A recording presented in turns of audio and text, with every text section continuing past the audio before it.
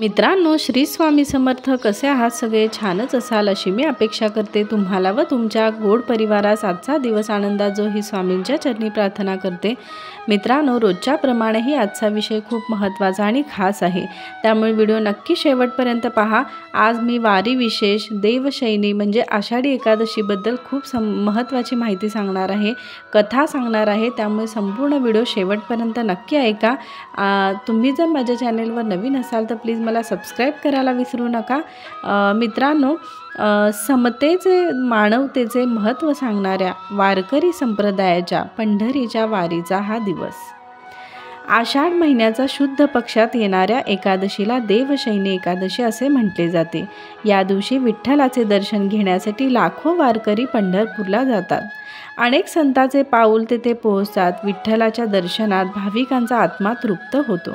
कारण म्हटले जाते, माझे माहेर पंढरी, भिवरेच्या तिरी, बाप आणि आई, माझी विठ्ठल रखुमाई. शेकडो दिंड्या आणि पालख्या हजारो वारकऱ्यांसोबत सहभागी होत असतात. 312 वर्षाची ही अखंड परंपरा आज सागायत कायम असण्याचं पाहायला आपल्याला मिळते.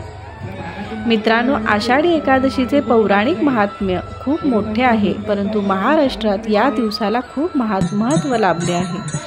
ते समतेचा संदेश देणाऱ्या ज्ञानेश्वर तुकोबांच्या वारकरी संप्रदायामुळे आषाढी एकादशीस पंढरपुरात जो भक्तिमेळा जमतो, बघण्यासारखा आणि अनुभवण्यासारखा हा असतो. एकादशी हे विष्णूचे व्रत मानतात. मित्रांनो, एकादशी हे उपवास व्रत आहे. आषाढात येणाऱ्या एकादशीपासून भगवान विष्णू निद्रा अवस्थेत जातात आणि हा निद्राकाळ 4 महिन्याचा असतो.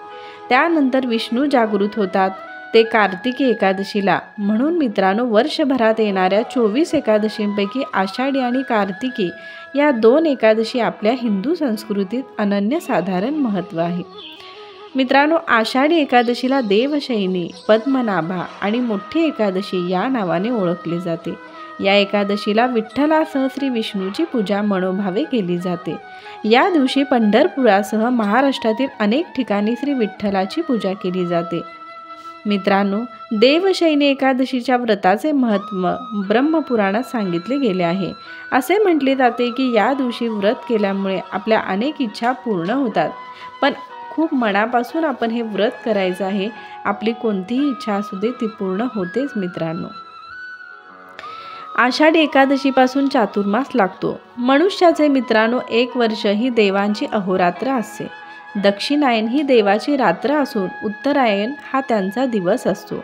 आषाढ महिन्यात येणाऱ्या कर्क संक्रांतीला उत्तरायण पूर्ण होऊन दक्षिणायन सुरू होते. म्हणजेच मित्रांनो, देवांची रात्र सुरू होते. म्हणून आषाढी एकादशीला देवशयनी एकादशी असे म्हणतात. आषाढ महिन्यात सुरू झालेली देवतांची रात्र कार्तिक महिन्यातील एकादशीला समाप्त होते. कार्तिक महिन्यात देवकार्य सुरू होत असल्याने त्या एकादशीला प्रबोधिनी एकादशी असे म्हटले जाते. मित्रांनो, देवशयनी एकादशी कथा म्हणजे आषाढी एकादशीची मी कथा तुम्हाला अगदी थोडक्यात सांगणार आहे. खूप छान आहे, खूप महत्त्वाची आहे. मित्रांनो, एकदा धर्मराज युधिष्ठिर म्हणाले की केशव आषाढ शुक्ल पक्षातील एकादशीचे नाव काय आहे? हे व्रत करण्याची पद्धत काय आहे? त्यातून मनुष्य जीवनाला कसा फायदा होतो? तेव्हा श्रीकृष्णाने उत्तर दिले, हे युधिष्ठिर, ब्रह्मदेवाने जी कथा नारद मुनींना सांगितली ती मी तुला सांगतो. भगवान श्रीकृष्ण म्हणाले, एकदा देव ऋषी नारदजीने ब्रह्मजींकडे या एकादशीचे महत्त्व जाणून घेण्याची इच्छा व्यक्त केली. तेव्हा ब्रह्मांनी त्यांना सांगितले की सत्ययुगात माधांता नावाचा चक्रवर्ती सम्राट राज्य करीत होता. तो एक चांगला राजा असून त्याचे राज्य अधिक आनंदी होते. पण भविष्यात काय होणार असते हे कोणालाही ठाऊक नसते. तसेच राज्यात दुष्काळ पडला हे राजाला माहीत नव्हते. एक वेळ अशी आली की त्याच्या राज्यात सलग 3 वर्ष पाऊस पडलाच नाही. या दुष्काळामुळे प्रजेचे हाल होऊ लागले. त्यावेळी राजा विचार करू लागला की मी असे कोणते पाप केले की ज्यामुळे माझ्या प्रजेचे इतके हाल होत आहे. या दुःखापासून मुक्त होण्यासाठी राजा जंगलात निघाला. जंगलात भटकत असताना राजा ब्रह्माजीचा मुलगा अंगिरस ऋषीच्या आश्रमात पोहोचला आणि त्याला आपली समस्या सांगितली.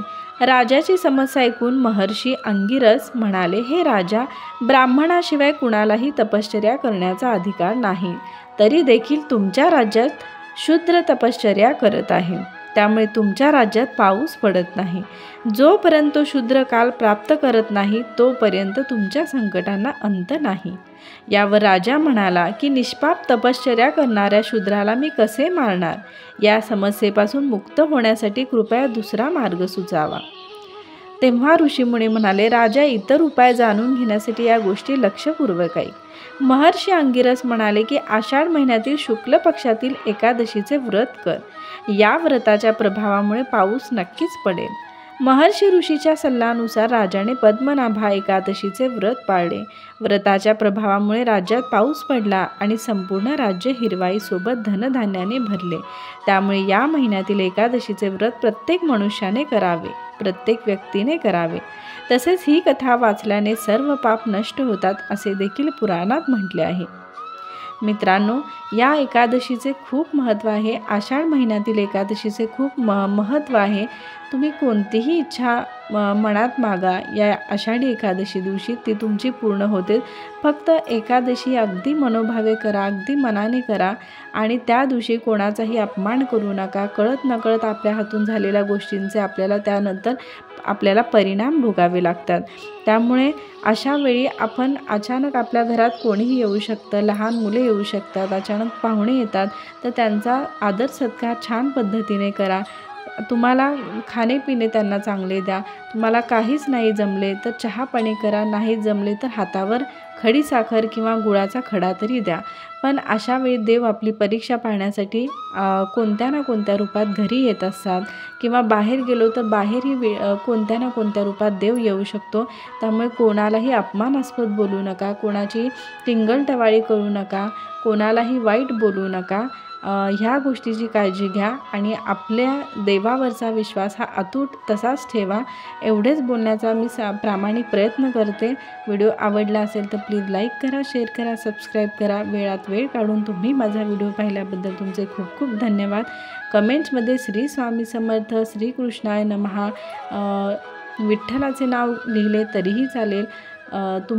तुम्ही ज्या देवाला म्हणता त्या देवाचे नाव तुम्ही कमेंट्स बॉक्समध्ये लिहू शकता. एवढेच बोलून मी माझा व्हिडिओ इथेच संपवते. श्री स्वामी समर्थ.